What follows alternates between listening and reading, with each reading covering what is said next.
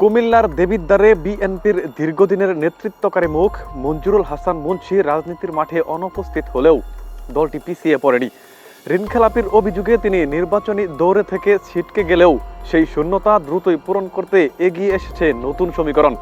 Doctor জসিমউদ্দিনকে ঘিরে নতুন করে সক্রিয় হয়ে উঠেছে কুমিল্লা বিএনপির তৃণমূলের রাজনীতি। দলের কেন্দ্রীয় সিদ্ধান্ত অনুযায়ী গণ অধিকার পরিষদের প্রার্থী জসিমউদ্দিনের পক্ষে মাঠে নেমেছে বিএনপির নেতাকর্মীরা। ফলে ধানের শীষের ঐতিহ্যবাহী ভোট ব্যাংক এখন স্পষ্টভাবেই ট্রাক প্রতীকের দিকে ঝুঁকছে। এই প্রত্যাশিত রাজনৈতিক মেরুকরণে রাতারাতি পাল্টে গেছে কুমিল্লা 4 আসনের হিসাব নিকাশ। যে আসনে এনসিপি নেতা হাসানাত আব্দুল্লাহর জয় অনেকটাই নিশ্চিত বলে মনে করা হচ্ছিল, সেখানে এখন পরিস্থিতি বেশ জটিল। বিশ্লেষকদের মতে বিএনপির এই কৌশলগত অবস্থান তার জন্য বড় চ্যালেঞ্জ হয়ে দাঁড়াতে পারে। বিএনপির প্রভাবশালী প্রার্থী মঞ্জুরুল মুন্সীর প্রার্থিতা বাতিল হওয়ার পর দেবিদ্বারের রাজনৈতিক মাঠে এক ধরনের শূন্যতা তৈরি হয়েছিল। ধানের শীষের প্রার্থী না থাকায় কুমিল্লা 4 আসনে দলটির নেতাকর্মীদের মধ্যে দেখা দেয় স্থবিরতা। তবে সেই স্থবিরতা খুব দ্রুতই ভেঙে পড়ে নতুন রাজনৈতিক সমীকরণে। দলের কেন্দ্রীয় নির্দেশনার আলোকে ট্রাক প্রতীকের প্রার্থী ডক্টর জসিমউদ্দিনের পক্ষে আনুষ্ঠানিকভাবে অবস্থান নেয় বিএনপি।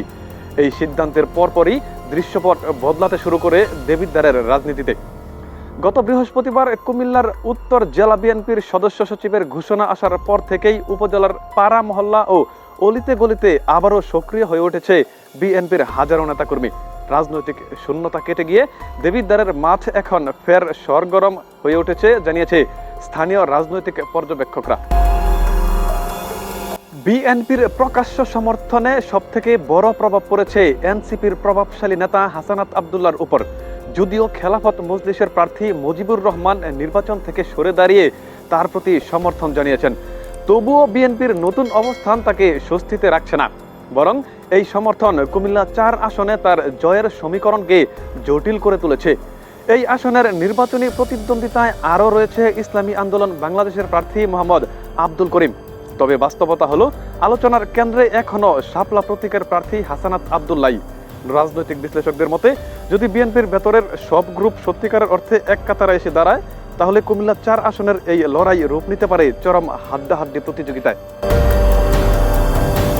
যখন নির্বাচনী মাঠে হাসানাত আব্দুল্লাহর জয় অনেকটাই নিশ্চিত বলে ধরে নেওয়া হচ্ছিল, ঠিক সেই মুহূর্তে জসিমউদ্দিনের পক্ষে অবস্থান নিয়ে পুরো দৃশ্যপট বদলে দেয় বিএনপি।